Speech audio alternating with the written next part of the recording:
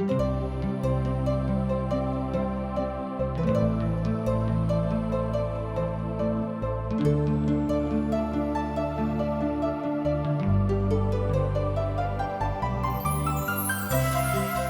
हार्दिक स्वागत कर रहल छी TWR इंडिया के द्वारा प्रस्तुत आशक इजोत कार्यक्रम में। यह एकटा सिलसिलेवार रूप से बाइबल के अध्ययन अछि। हमरा उद्देश्य अछि कि अहाँ सब परमेश्वर के इच्छा से अवगत रहू, जाय से हुनक विरुद्ध कोनो काज एहन नहीं करू कि दंड के भागीदारी बनू। बाइबल संपूर्ण मनुष्य जाति के छुटकारा के संदेश अछि। कृपया देखू आ सुनू, जाय सो परमेश्वर अहाँ के जीवन जिंदगी के राह ठहरे। आशाक इजोत मैथिली कार्यक्रम जे अहीं के कार्यक्रम अछि, एहिमे हम अहाँक स्वागत प्रभु यीशु मसीह के मीठ आ पवित्र नाम से कऽ रहल छी। आजुक दिन हमरा सभक लेल एकटा विशेष दिन अछि, कियाक तऽ आजुक दिन से हमरा लोकनि एकटा आर नव पोथी के अध्ययन आरंभ कऽ रहलहुँ हैं। एहि पोथी के नाम थिक पहिल कुरिन्थियो। कियाक तऽ कुरिन्थियो के नाम से पवित्र पोथी बाइबिल में दूटा पोथी थिक। एही में से पहिल पोथी के अध्ययनक आरंभ हमरा लोकनि आजुक दिन कऽ रहलहुँ हैं। एहि पोथी के लिखनिहार छथि साधु पौल। साधु पौल अपन एहि पत्री के एकटा कलीसिया के नाम से संबोधित करैत छथि आ ई कलीसिया कुरिन्थक नगर में छलीके। ओ एहि पत्री के इफिसुस से लिखैत छथि। शायद ओ एहि पत्री के AD 55 में बा AD 57 में लिखने रहत, अर्थात AD 55 में बा 57 में लिखने रहत। मुदा बेसी विद्वान एहि पत्री के रचना काल AD 57 में मानैत छथिन। करनाल कुरिन्थ नगरक साधु पौलक काल से रोमी साम्राज्यक पापक केंद्र छल। ध्यान देबै कि कुरिन्थ नगर रोमी साम्राज्य के पापक के केंद्र बिंदु छल आ एतऽ सब तरह के पाप होइत रहेक।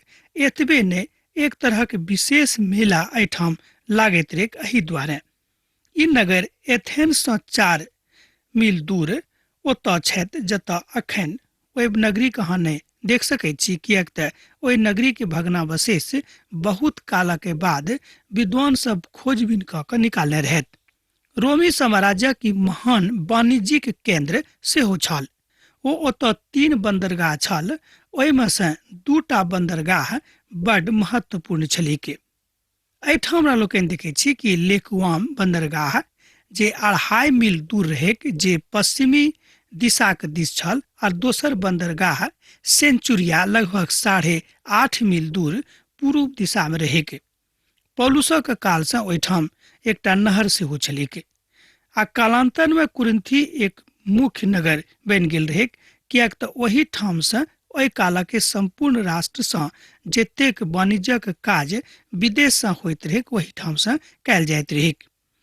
कुरिन्थक नगरी के भग्नावशेष सेहो बहुत काल धरि इतिहास से गायब भऽ गेल रहेक आ एहि नगरक ऊपर एकटा मछुआरा के नगर बसि गेल रहेक। 1928 ईस्वी में बड़ भयंकर भूकंप आयल रहेक आ वह भूकंप ओहि प्राचीन नगरी के ऊपर आनि देलकै, अर्थात प्राचीन कुरिन्थ नगर का खोज संभव एहि कारणे संभव भेलै, कियाक तऽ जहन ओहि नगरी के अंत भऽ गेल रहेक जे कुरिन्थक नगरी पर ऊपर बसल रहेक।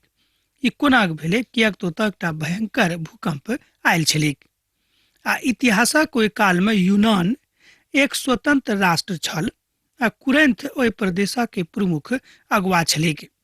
आ बाद में 196 BC में रोम एहि नगरक स्वतंत्र नगर घोषित कऽ देवल गेलैक आर 146 BC में कुरिन्थ में विद्रोह भेलैक आर समस्त नगरी के यूनियनस में जे रोमी सेना नायक छलाह नष्ट कऽ देने रहथि, अर्थात समस्त नगर के नष्ट कऽ देलनि। एहि नगरी के कला आ धन संपत्ति के उठा के ओ रोम लऽ गेल छलाह। एकटा बातक एहिठाम हमरा लोकनि सेहो देखैत छी जे सदिकक लेल ई नगर पुनः बाहरी दुनिया से अलग भऽ गेलै, अर्थात बहुत काल धरि सदीक लेल कहाँ बाजि सकैत छी कि नगर दुनिया के इतिहास से अलग भऽ गेल रहेक। एक बरखक बाद अर्थात किछ कालक बाद BC 46 में जूलियस सीजर एहि नगरी के पुनः एक बेर और बढ़ चढ़ कऽ एहि नगरी के बना देलनि आ बसा सेहो देलनि आ तकरा बाद एहि नगरी के चमक पुनः एक बेर और घुरि कऽ आबि गेल रहै। एहि तरह हमरा लोकनि देखैत छी कि नगर बसैत अछि आ तकरा बादमे नगर उजड़ैत अछि। हमरो सभक जिंदगी के यह कथा थिक कि हमरा सभक जिंदगी समरैत अछि आ तकरा बादमे हमरा सभक जिंदगी समाप्त भऽ जाइत अछि। एहि नगरी के इतिहास से हमरा लोकनि सीख सकैत छी कि मनुखक जिंदगी बहुत कालक लेल नहि थिक। जतऽ हमरा लोकनि अखन छी कालांतर में बा एना हाँ बाजि सकैत छी कि किछु कालक बाद ई जिंदगीक समापन भऽ जायत, मुदा हमरा सभक कतौ किछु इतिहासो सेहो नहि बचल रहत, जेनाकि कुरिन्थक नगरी के भेल रहै। मुदा जँ हमरा सब प्रभु यीशु मसीह संगे बनल रहब तऽ हमरा सभक इतिहास प्रभु यीशु मसीह के हृदय पर लिखल रहत, जे हमरा सभक लेल बड़ गुणकारी साबित होइत। तहनौ एक बेर आर हमरा सब ओहि नगरी के दिस फिरी जे ओतऽ आर की सब रही। पौलुसक काल में एहि नगर में लगभग 400,000 निवासी रहैत छलाह, अर्थात कुरिन्थ नगर में। आ बड़ आश्चर्यपूर्ण एहि तरहक बातक हमरा लोकनि सेहो देखैत छी। ई ओते अवस्थित रहै जेना कि हमरा सब पहिनहियो एहि बातक चर्चा कऽ चुकलहुँ हैं। आ संपूर्ण संसारक वाणिज्य कुरिन्थक एहि दुनू मुख्य बंदरगाह सँ संचालित होइत रहै आ एहिठाम सब तरहक लोक रहैत छलाह। रोमी, यहूदी, यूनानी, मछुआरा, व्यवसायी, दास आदि रोमी साम्राज्यक एहिठाम बहुत नमूनाक जकाँ ई नगर छल। एहिठाम बहुत लोग आ बहुत तरहक निवासी सेहो रहैत छलखिन, अर्थात अहाँ बाजि सकैत छी कि एकटा सामुदायिक नगर ई छल। तैं एहि कारणे एहिठाम एकटा सामुदायिक मेला सेहो लागैत रहै। पूर्व आ पश्चिम देशक लोग एके संगे एहिठाम आबि कऽ रहैत छलखिन। धर्मक एहिठाम बड़ महत्वपूर्ण गढ़ रहै, अर्थात अहाँ बाजि सकैत छी कि एहिठामक इतिहास में अर्थात कुरिन्थक इतिहास में धर्मोक बहुत महत्वपूर्ण स्थान छलैक। मुदा कालांतर में धर्मक जे स्थिति छल, धर्मक जे स्वरूप छल से विकृत भऽ गेलै आ ओ विकृत रूप धारण बहुत कालक बाद घृणित रूप धारण कऽ लेलकै। ग्रीक देवी अपर्टोडिटक नाम से एकटा विशाल मंदिरक निर्माण एहिठाम कयल गेल रहै आ जाय बातक एहिठाम हमरा सब वेनस रोमी नाम से जानैत छलहुँ हैं। एहि मंदिरक सेवा हजारों देवदासीक द्वारा होइत रहै। हुनका सभक एहि द्वारा नियुक्त कयल गेल रहनि जे ई सब हजारों देवदासी मंदिरक सेवा करैक आ ओहिठाम सेवा टहल में लागल रहै। मुदा उ नामेक लेल ओ सब देवदासी छली, वस्तुतः हुनका सभक नियुक्ति देह के व्यापारक लेल, देह के बाजार लगेबाक लेल कयल गेल रहनि। ई सुनि कऽ हमरो बड़ आश्चर्य लागैए कि ओहू काल में एहि तरहक लोग बा घृणित काज करऽ वाला लोकक के कमी नहीं रहनि।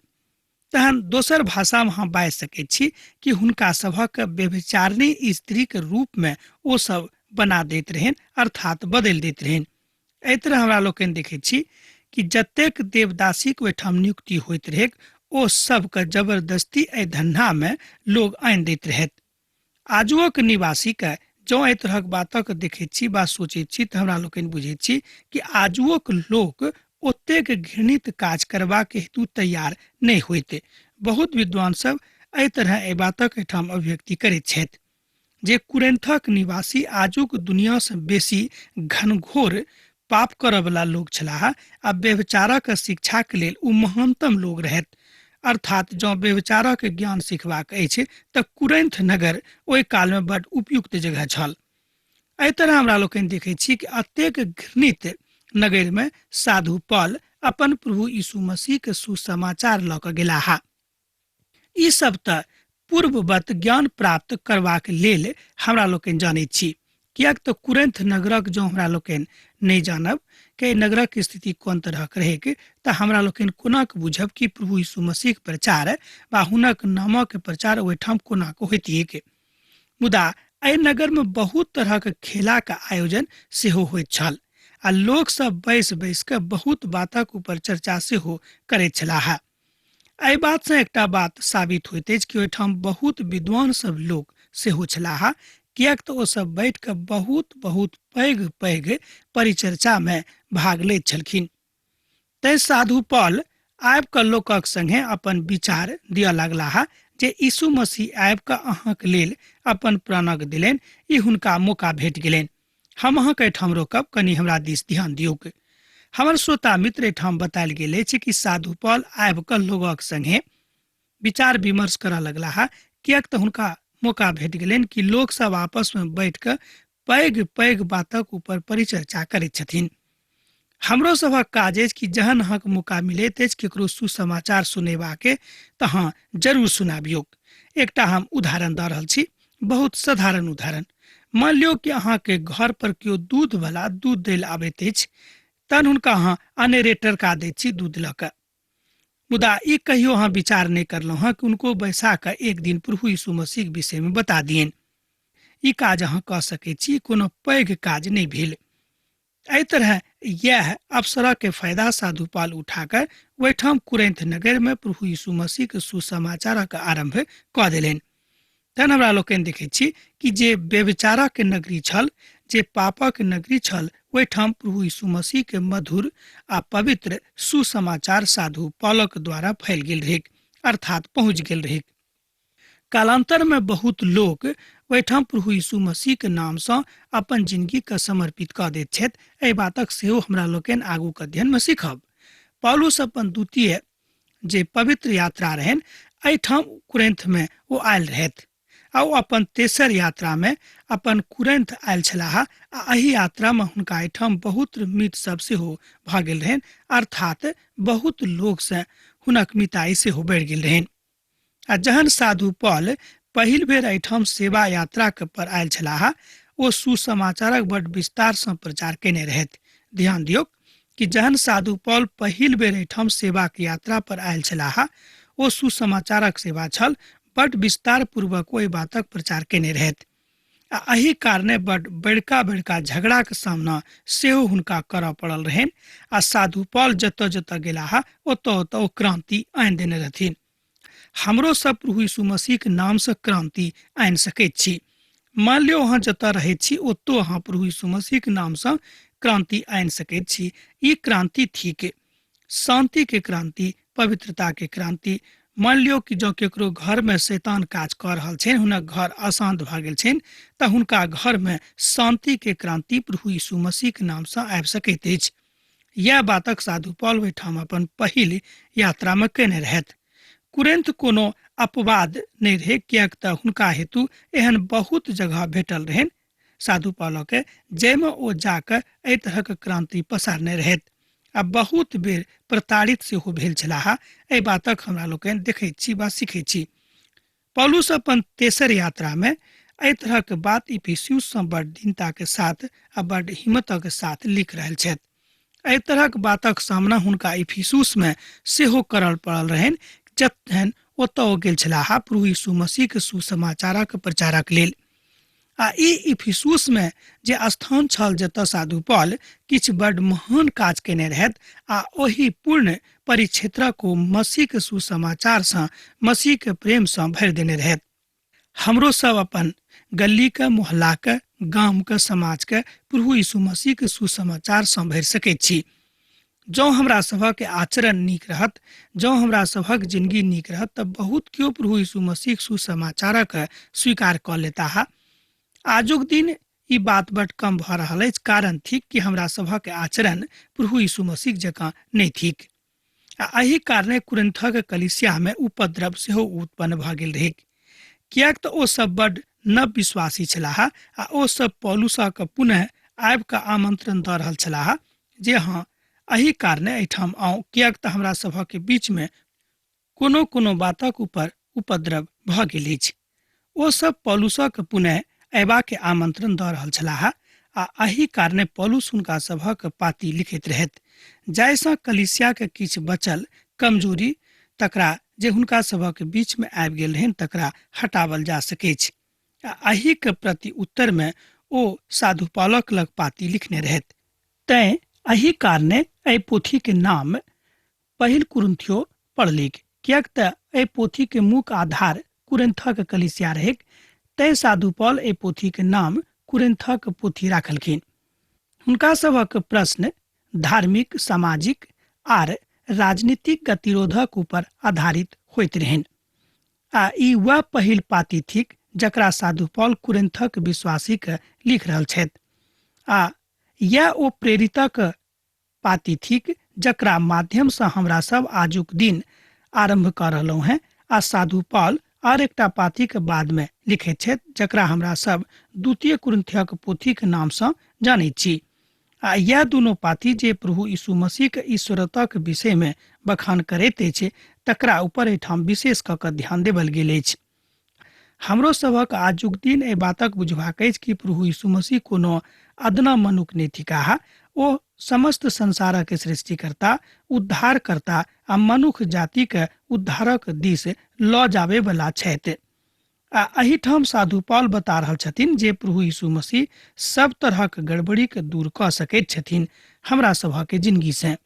कियाक तऽ जहन हमरा लोकनि देखै छी कि कुरिन्था के कलीसिया के वस्तु स्थिति बहुत खराब भऽ गेल रहै, एहिके बादो साधु पौल ओहिमे निराश नहि होइत छथि आ हुनका पाती लिख कऽ कुरिन्थिया के कलीसिया के लोकक हृदय के बढ़ाबैत छथि, हुनका मजबूत करैत छथिन।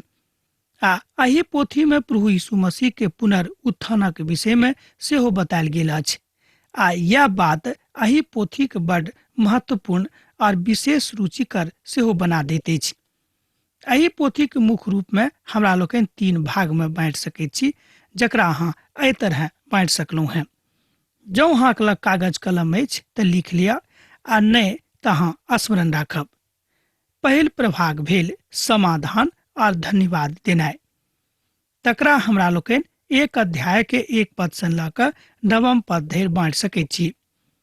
दोसर जे विभाजन थिक एहि पोथी के तकरा अहाँ कलीसिया के स्थिति आर कलीसिया के फूट, तकरा अहाँ 1 अध्याय के 10 पद से लऽ कऽ 11 अध्याय के 34 पद धरि में बांटि सकलहुँ हैं। ई भेल एहि पोथी के दोसर विभाजन। जेना कि हमरा लोकनि विभाजित कऽ के पोथी के अध्ययन कर रहलहुँ हँ तऽ बेसी नीक रहत। आ तेसर जे विभाजन थिक ओ थिक आत्मिकता और आत्मिक वरदान। एहि बातक अहाँ 12 अध्याय से लऽ कऽ 16 अध्याय धरि पढ़ि सकलहुँ हैं। आत्मिकता और आत्मिक वरदान कलीसिया के लेल बड़ आवश्यक थिक, मुदा फूट और झगड़ा निवारणक दोसर स्थान पर आबैत अछि। कियाक तऽ जँ कलीसिया में कोनो तरह के फूट आबि गेल अछि तऽ तकर निवारण हमरा लोकनि कऽ सकैत छी आपस में बैस कऽ, आपस में एक दोसर गोटे से विचार विमर्श कऽ कऽ। मुदा जँ पवित्रता कलीसिया के अंदर में नहीं रहत तहन ओहि परिक्षेत्र में प्रभु यीशु मसीह के हमरा लोकनि कोना कऽ बजा सकैत छियनि। कियाक तऽ प्रभु यीशु मसीह कहैत छथि कि पवित्रता प्रभु के बड़ पसंद छनि, आ पवित्रता के बिनु और दोसर कोनो बात प्रभु के पसंद नहीं कऽ सकैत अछि। संसारक कोनो एहन मनुख नहीं छथि कि ओ अपवित्र बनि कऽ प्रभु के प्रसन्न कऽ सकी।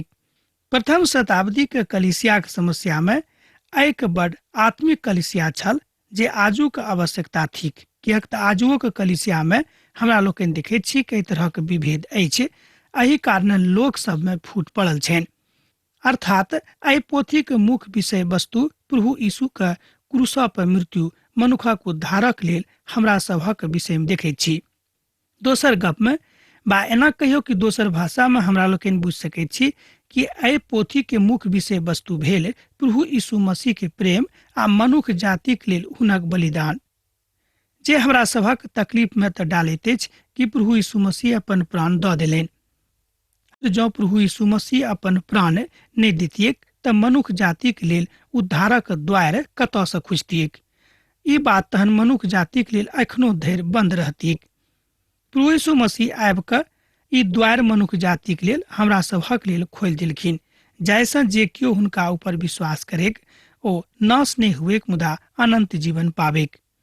हमरा सभक सहायता प्रभु ईश्वर करैत छथि, अर्थात प्रभु परमेश्वर यीशु मसीह करैत छथि। एहि बातक लेल हमरा लोकनि प्रार्थना करब। अब हमरा सब प्रार्थना कऽ सकैत छी कि हे प्रभु हमरा अहाँ संगे राखू, जाहिसँ प्रभु हम अहाँ से विचलित नहीं भऽ सकी, आ प्रभु अहीं के प्रेम में बनल रहि कऽ अपन महिमा के अहाँक चरण में आनी, जाहिसँ प्रभु अहाँक बड़ाई हुएक। पौलुसक दिससँ जे परमेश्वरक इच्छासँ यीशु मसीह के प्रेरित होयबाक लेल बजावल गेलहुँ हैं और भाई सोमोस्थियोनेसक दिससँ। एहिठाम ओहि सबटा बातक विषय में बतायल गेल अछि जतऽ साधु पौल अपन लोकक विषय में कहैत छथि कि प्रभु यीशु मसीह के सेवकाई में हमरा सब के सब साथ देने रहथि। जे केओ अहाँके प्रभु यीशु मसीह के सुसमाचारक प्रचार में साथ दैत छथिन हुनका सँ बढ़ि कऽ और दोसर कोनो अहाँके मीत नहि भऽ सकैत अछि।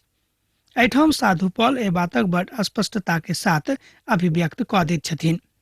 एहिठाम साधु पौल प्रेरितक संबोधन कऽ रहल छथि आ हुनका सभक बता रहल छथि कि अहाँ सब एम्हर उम्हर नहि होयब, किएक तऽ शैतान अहाँ सभक बीच में काज करनाइ आरंभ कऽ देने अछि। हमरा सब देखलहुँ किएक तऽ जतऽ ओ सब प्रचार करैत रहथि अर्थात कुरिन्थ ओ नीक जगह नहि छलीक। ओहिठाम जतेक प्रेरित लोग छलाह ओ परमेश्वर से प्रेम तऽ करैत रहथिन, मुदा कलिसिया में फूट पड़लाक कारणे हुनक विचारों में अंतर अयलाक कारणे हुनका सभक बीच में झगड़ा आरंभ सेहो भऽ गेल रहै। प्रभु परमेश्वर हुनका प्रभु यीशु के प्रेरितक संबोधन करैत छथिन। प्रभु यीशु हुनका आत्मिक ज्ञान दऽ रहल छथि कि अहाँ आत्मिक ज्ञान सीखू जाहिसँ अहाँ प्रभु के चरण में रहि सकी। बाट में सेहो सीखैत छी किएक तऽ हमरा सब ओही बाट में छी जतऽ प्रभु यीशु मसीह हमरा सभक आने के कोशिश कऽ रहल छथि, अर्थात पवित्र पोथीक अध्ययनक बाट में हमरा लोकनि दुनू गोटे छी। अर्थात ओ प्रभु के बजावल प्रेरित छलाह, ओ प्रभु यीशु मसीह के प्रेरित प्रभु परमेश्वरक विश्वास सँ छलाह। ई प्रभुक इच्छा रहनि जे ओ हुनक प्रेरित बना देलनि। ई बड़ महत्वपूर्ण कथा छल। आ जँ अहाँ आजुक दिन बड़ भऽ कऽ अर्थात बड़ खाली बाजबे करब आ किछु करब नहि तऽ प्रभु यीशु मसीह के लेल अहाँ किछो नहि कऽ रहलहुँ हैं। एहि बातक दिस अहाँ ध्यान दियौ। ई काज हम प्रभु यीशु मसीह के इच्छा सँ कऽ रहल छी। जँ अहाँ ई बातक कहैत छी तकरा पहिने अहाँ प्रार्थना करू। आ पौलुस कुरिन्थक कलिसिया के बता रहल छथि जे जँ अहाँ प्रभु के इच्छा के अपन जिंदगी के इच्छा मानैत छी तहने प्रभु के इच्छा अहाँके इच्छा सँ मिलत आर अहाँ प्रभु के लेल काज कऽ सकलहुँ हैं। एहि तरह स्पष्ट भऽ जाइत अछि कि कोनो काज आरंभ करय से पहिने प्रभुक संगे अहाँके रहऽ पड़त। परमेश्वरक ओहि कलिसियाक नाम जे कुरिन्थ नगर में अछि अर्थात ओहि विश्वासी के नाम जे मसीह यीशु में पवित्र कयल गेल आर पवित्र होयबाक लेल बजावल गेलाह, ई पाती ओहि सभक नाम सँ अछि जे सब ठाम हमरा संगे प्रभु यीशु मसीह के नाम सँ प्रार्थना करैत रहथि। एहिठाम साधु पौल बड़ स्पष्ट भऽ कऽ कहैत छथि कि हम हुनका सभक धन्यवाद दैत छियनि जे केओ हमरा प्रभु यीशु मसीह के नामक प्रचार में साथ देने रहथि आ हमरा संगे बैस कऽ प्रभु यीशु मसीह सँ प्रार्थना करैत छलखिन। एहिठाम हमरा लोकनि देखैत छी कि कलिसियाक आरंभ प्रार्थना सँ होइत अछि। तहन हमरो सभक अपन जिंदगीके आरंभ अर्थात जेना हमरा लोकनि भिनसर में उठैत छी तऽ उठलाक बाद अपना अपना जिंदगीके आरंभ प्रार्थनाक साथ करबाक चाही। ओ एहिठाम प्रभुक कलिसिया जे कुरिन्थ नगर में अछि अर्थात ओ कुरिन्थक कलिसिया के प्रभुक कलिसिया कहैत छथि। जतेक कलिसिया संसार में छैक ओ सबटा कलिसिया प्रभुक अछि जँ ओ कलिसिया प्रभुक कारणे स्थापित कयल गेलनि, अर्थात कलिसिया प्रभु यीशु के संगे पवित्र कयल गेल अछि। कलिसिया तऽ कुरिन्थ में अछि मुदा सही अर्थमे तऽ प्रभु यीशु मसीह में अछि, तैं हुनका प्रभु यीशु मसीह के कलिसिया कहल गेलनि। हमरो सब जतऽ जाइत छी हमरो सभक कलिसिया प्रभु यीशु मसीह के कलिसिया थिक, एहिमे कनिको संदेह नहि थिक। किएक तऽ जँ अहाँके मालूम अछि कि हमर कलिसिया के नींव प्रभु यीशु मसीह के नामक ऊपर राखल गेल अछि। अब तऽ अहाँके विश्वास भऽ गेल होइत कि कलिसिया किएक प्रभु यीशु मसीह के नाम सँ कहल जाइत अछि, बा अहाँ एहि बातक सीख सेहो गेल होयब। विश्वासी बनलाक बाद अर्थात जहन अहाँ प्रभु यीशु मसीह के अपन उद्धारकर्ता के रूप में ग्रहण कऽ लेलहुँ हैं तकरा बाद हुनक जिंदगी के विषय में अहाँ सीखनाइ आरंभ कऽ दैत छी। पौलुस एहिठाम एहि बातक बताबैत छथि जे कुरिन्थक कलिसिया प्रभु यीशु में पवित्र कयल गेल कलिसिया कहैत अछि। कलिसिया कतऽ रहैक महत्वपूर्ण बात से नहि थिक, मुदा कलिसिया केहन अछि, पवित्र अछि कि नहि, ई बड़ महत्वपूर्ण बात थिक। जाहि बातक एहिठाम साधु पौल हमरा सभक सिखा रहल छथि। हमर मित्रवर एहि बातक ऊपर ध्यान देब, जँ अहाँ यीशु के बिनु परमेश्वरक राज में प्रवेश पाबै के इच्छा राखैत छी तऽ अहाँ बिसरा जाउ, अहाँ कहियो हुनका बिनु परमेश्वरक राज में प्रवेश नहि पायब। जँ एहि तरहक भ्रम अहाँ पड़ल छी तऽ हम कहब कि अहाँ एहि तरहक भ्रमके अपना जिंदगी से दूर कऽ दियौक। एहिठाम टीकाकार साहब कहैत छथि कि जे केओ एहि तरहक भ्रम पालि कऽ अपन जिंदगीमे आगाँ बढ़ि रहल छथि, हुनक जिंदगी अनर्गले छनि, अर्थात हुनक जिंदगीके कोनो महत्व नहि छनि। जँ अहाँ प्रभु यीशु मसीहमे बनल रहब, शांत रहब, तहने अहाँ एहि बातक खूब नीक रीतिसँ मानि सकैत छी। एहिठाम संत शब्दक शाब्दिक अर्थ से होइत अछि स्वयं के प्रभु के सेवकाई के लेल समर्पित कऽ देनाइ। ई बातक एहिठाम सेहो साधु पॉल बड स्पष्टता के साथ बखान करैत छथि। प्रभु यीशु के मसीह के नाम से समस्त बातक एहिठाम बतायल गेल अछि। अब हमरा आजुक दिन एही ठाम समाप्त करबाक आज्ञा दिअ, किएक तऽ अहाँ से विदा होय के काल भऽ रहल अछि। हमरा विदा दिअ, पाती लिखैत रहब, बिसरायब नहि। यीशुक नेह अहाँक जिंदगी में सैद घड़ी बनल रहैक। आमीन। हमर विश्वास अछि कि ई कार्यक्रम अहाँके लेल लाभदायक सिद्ध अछि। हम चाहै छी कि अहाँ अपन आशीषके हमरा संग साझा करू। जँ अहाँ के नजीक बाइबलसँ आ जीवनसँ संबंधित कोनो प्रकारके प्रश्न भऽ सकै अछि तऽ अपन समस्याके लेल प्रार्थना करबाके लेल जँ चाहै छी तऽ हमरा फोन नंबर पर जरूर संपर्क कऽ सकै छी। परमेश्वर अहाँ सबके लेल एकटा सुंदर, सुखद, आनंदित दिन प्रदान करै।